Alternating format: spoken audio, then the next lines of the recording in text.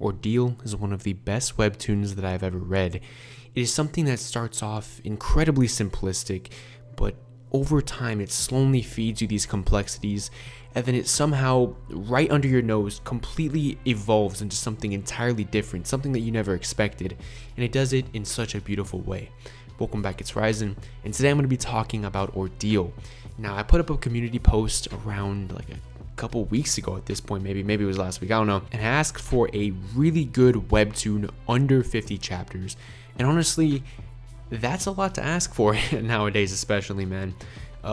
People just aren't making good stories under 50 chapters anymore because a lot of webtoon artists, they drag it out and they kind of tend to bandwagon existing trends, and nothing is really unique or amazing anymore, in my opinion. It's been a while since I found a series that was able to truly encapsulate me, but this one did, man. This series absolutely blew my mind. I read the entire thing in one day. Yeah, that's how you know how good it was. I was literally at work. I hid in like a little office room and I was just like reading this all day, neglecting my job, man. This webtoon is something that can hook you and keep you immersed for hours on end. If immersion is what you're looking for, this has it for you. This has something for everybody, to be honest. The artwork is absolutely tremendous. You could literally study art from this, man.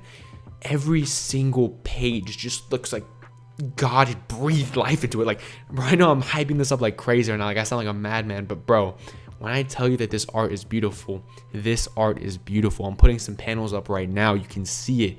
It is like that consistently, man. The art is incredible. It again has something for everybody. It has lore, world building, character arcs that go crazy, man. And the story itself, what's actually happening, is great.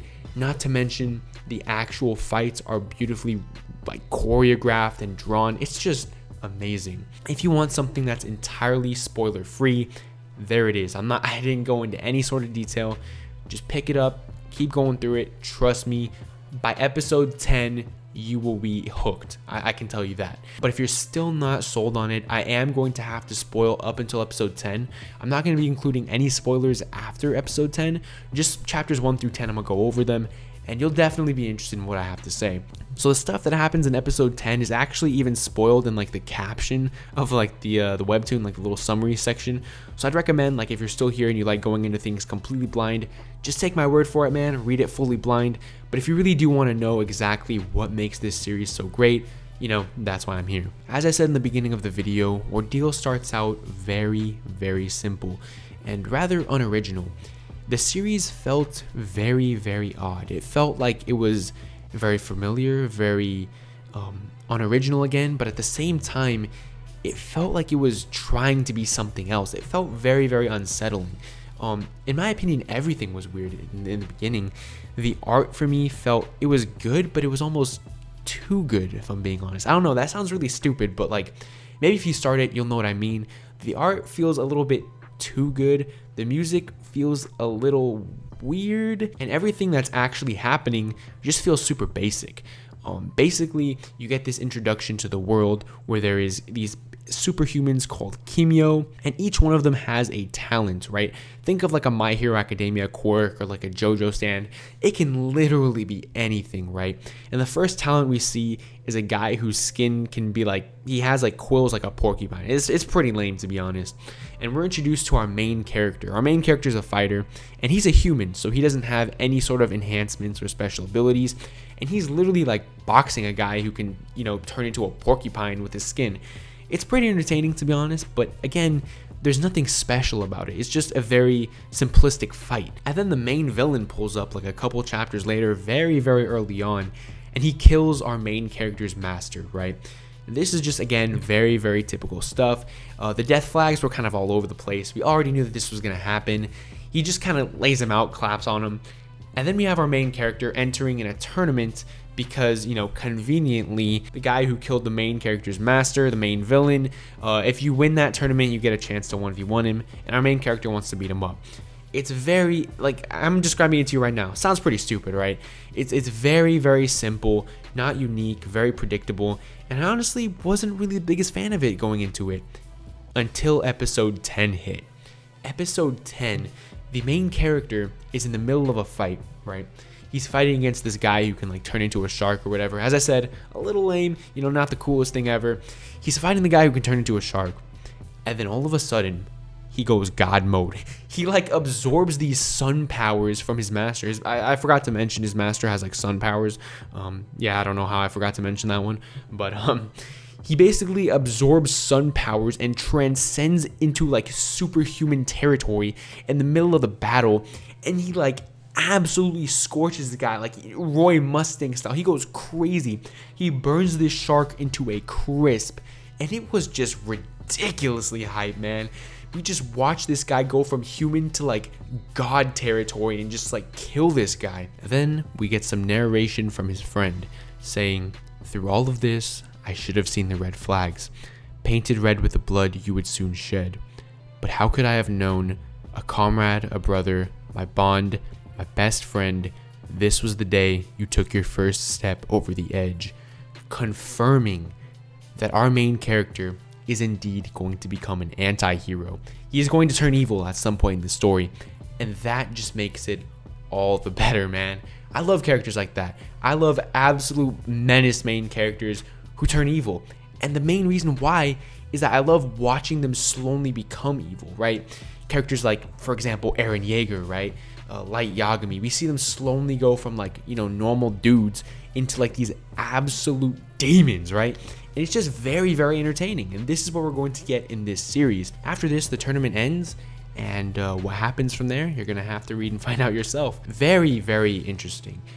After episode 10, again, that's when I just could not put the series down.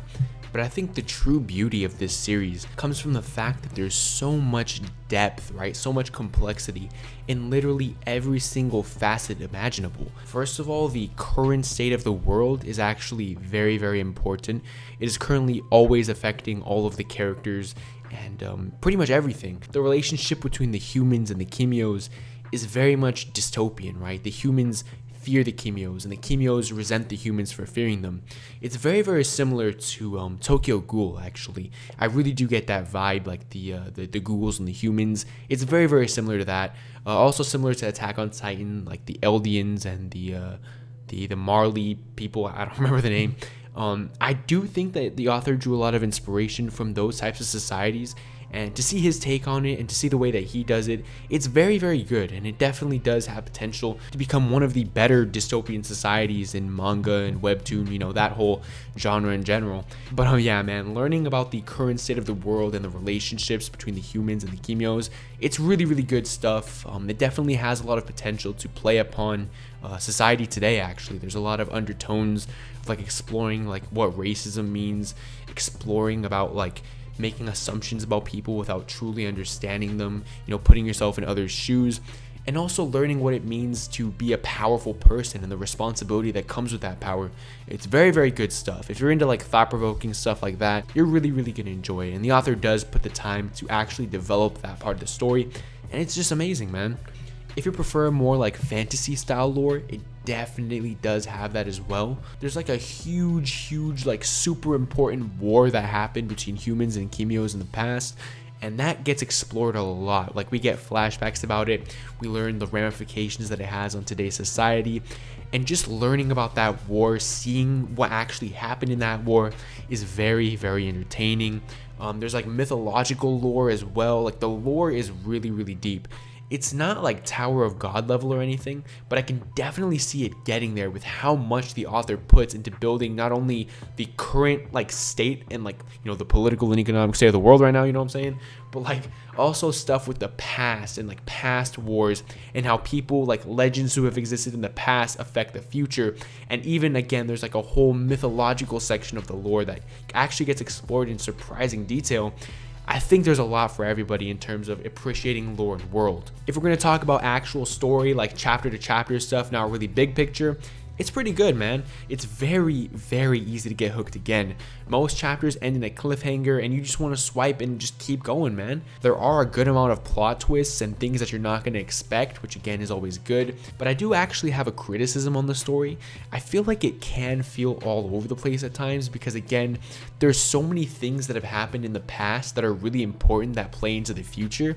And so a lot of times we just jump right into flashbacks out of nowhere, and it can kind of feel like disjointed at times. It's a little bit odd. I never really got mad at it. It never pissed me off or anything. I just felt that sometimes it made the series a little bit confusing, especially when chapters would just start with backstories like out of nowhere. It was a tiny bit awkward, but you know, honestly, that's just more of a nitpick if I'm being real. In terms of characters, every single character is incredibly cool, without exception. There's I think there's 5 dudes in like the main squad. All 5 of them have amazingly cool powers. Like each and every single one of them consistently blew me away with how cool their powers were.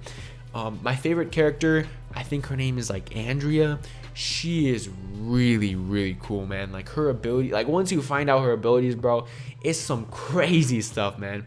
I really, really like Andrea's abilities. A lot of people also like Andrea, but for different reasons, I guess. I personally wasn't too attracted to her. I mean, don't get me wrong, she got ass, but like, she kind of looks like a grandma sometimes. And I'm not getting into this right now. No. But the main character, Che, is really, really cool, man. Again, he's going down that anti-hero route, and we're constantly fed like different hints and clues about how just twisted and evil he becomes. And it's really going to be amazing to read. I absolutely cannot wait to see his true transformation into evil, because right now he's still a pretty good guy and we don't really get to see any evil coming from him yet. And there's just so many ways the author can take this. Is it going to be the type of situation where the world turns its back on Che, or where Che turns his back on the world? You know, there's just so many different ways that the author can go about this, and I'm really excited, and I hope we do get to spend a lot of the series with Che as a villain, because I feel like that would just be like so cool, man. Another thing that I think is criminally underrated with this series is the antagonists. There are like 3 of them, and they are consistently great. I actually have a video planned right now that I'm writing on the antagonists in this series. I'm gonna drop it next week, hopefully.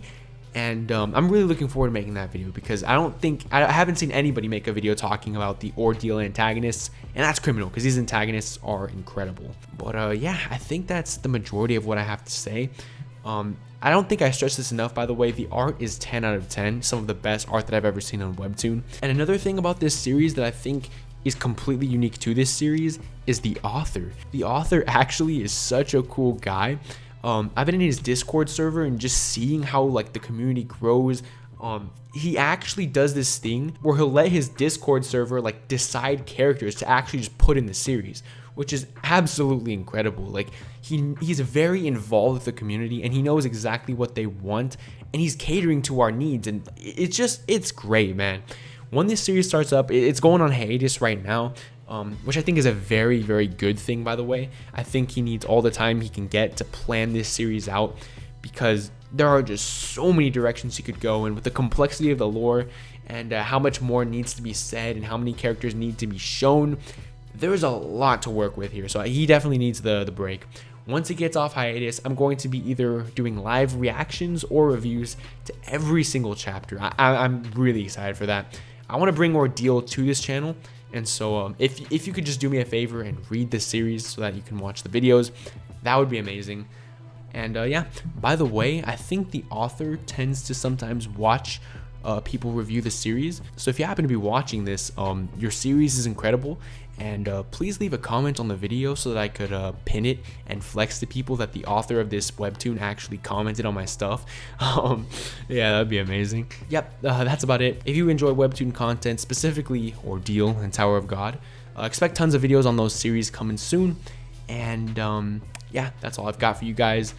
Thank you so much for watching, and I'll see you in the next video. Oh, I almost forgot. Shout out to Olibanus for being a patron, and an extra special shout out to Demon God Kane and Nicholas for being irregular tier patrons. Check out my Patreon in the description if you want a shout out, and that's about it. See you guys.